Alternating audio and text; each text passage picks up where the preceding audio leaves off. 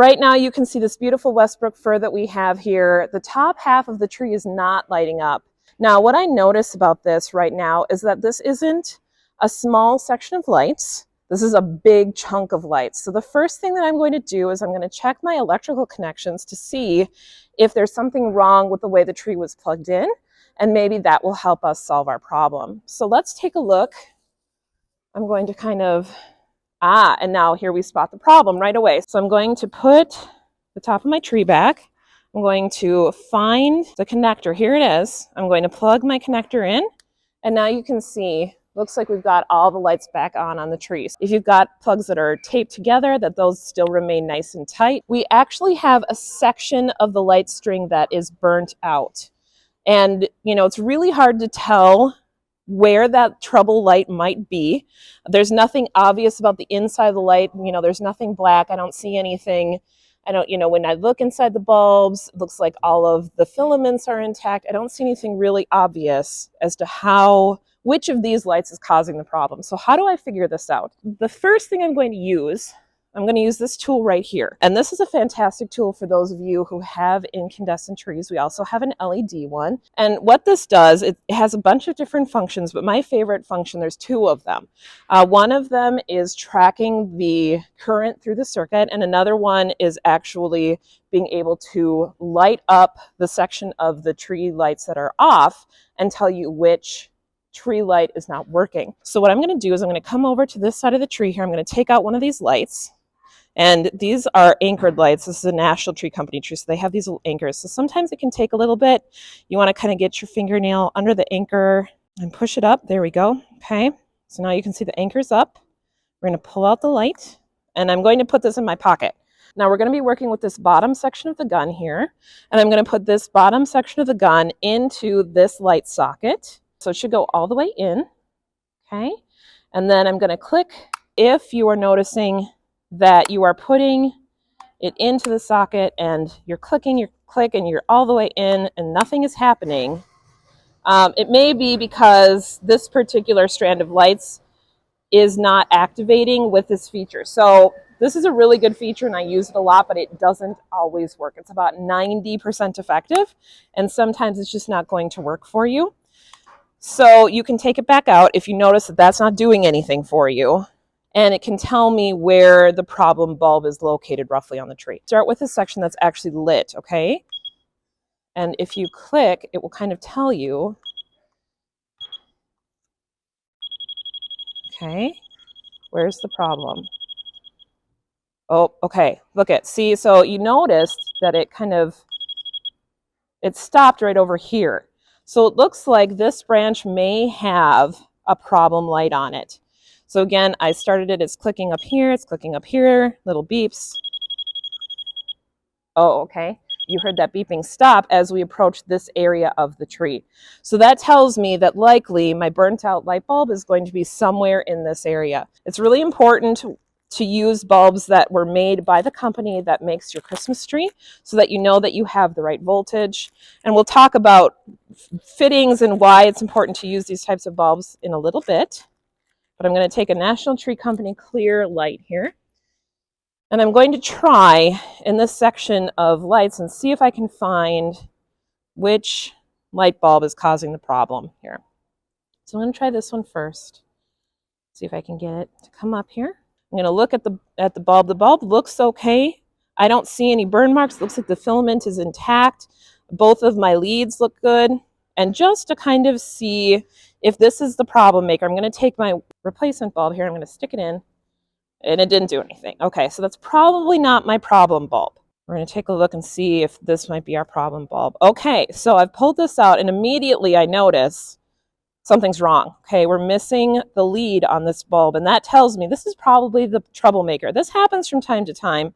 A lead will break off inside the tree, or the bulb itself will burn out, and that's going to cause a section of these lights not to light up. So it looks like I found my troublemaker just to see if this is it, and it should be. I'm going to put this light, oh, yep, that's it, okay? So we've found our problem. I'm going to take this back out. And why am I doing this? I could have just left that in there, been good to go, and walked away, right? Well, the reason I'm going to do this is this jacket that this bulb is in, this came with the light string that's on the tree. So I know that this jacket, this little green jacket here, fits perfectly into this electrical set.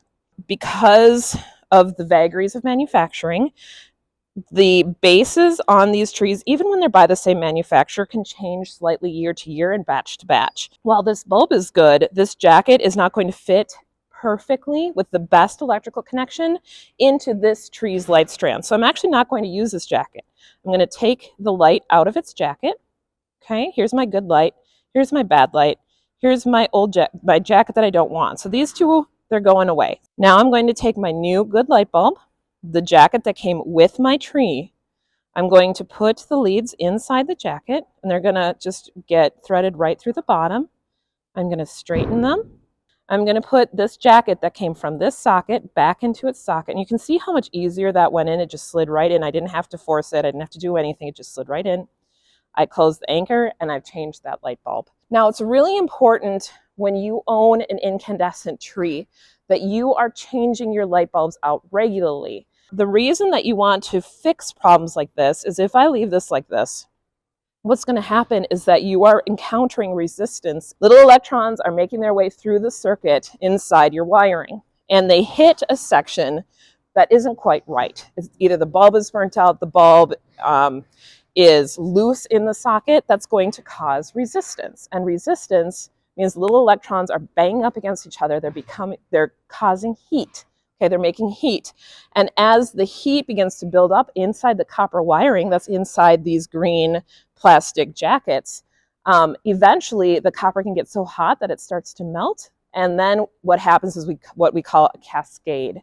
And what happens in a cascade, if you've ever plugged in an old set of incandescent lights and you notice on the inside of the light bulb, it's all black on the inside, and that's happened to most of us. You look at a light string, you pick it up, and it's all black on the inside. What's happened is the heat from the copper wiring has gone into all of the light bulbs and blown them all out. And now that copper is not conducting electricity the way it should, and your light string isn't good anymore, which is why it's so important to change these on a regular basis. Because right now, well, there it went again. See, so it's loose. So it is causing heat to build up in this copper wiring right now because the electrons are hitting that part of the circuit. They're not finding what they need, which is a nice clean connection between all of the different leads in the thing inside the lights. And it's causing that backup. It's causing heat. And now suddenly my copper isn't going to be conducting electricity as well, and it's going to be causing damage to the inside of the wiring. Even though you can't see it, that's occurring.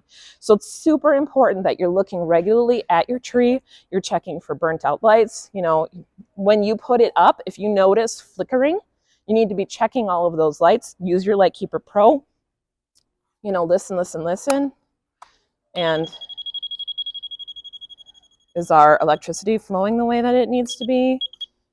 You know, so make sure you're checking. If you see problems with your tree, you want to be checking and making sure you find those burnt out light bulbs, change them right away. Use the jacket that's inside the tree so that you get the right electrical connection and that you're using the right type of bulb made by the manufacturer that manufactured your tree. That will ensure that you have the right voltage and that everything fits correctly. So let's talk a little bit about some of the different types of manufacturers of trees.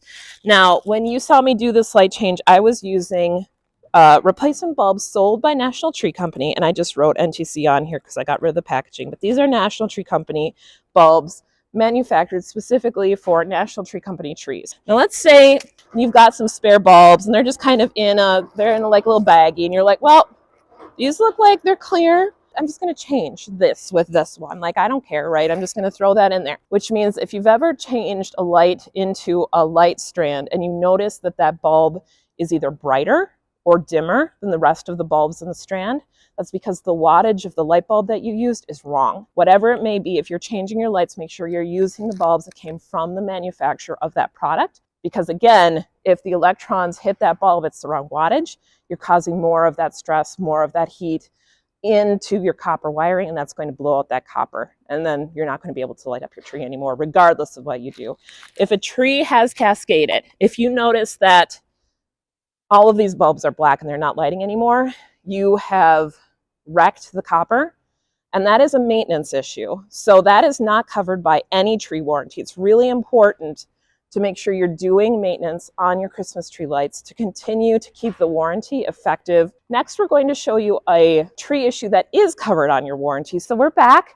Here I am with one of my beautiful 12-foot trees, and I'm going to show you something that you never want to see when you unpack a tree. Right here, there's all of this loose copper. And what has happened is that the wiring on this has come out of this light fixture. So this wire should be going in here to complete the circuit, and instead it's pulled out loose. And you can see there's this section that is also pulled out loose.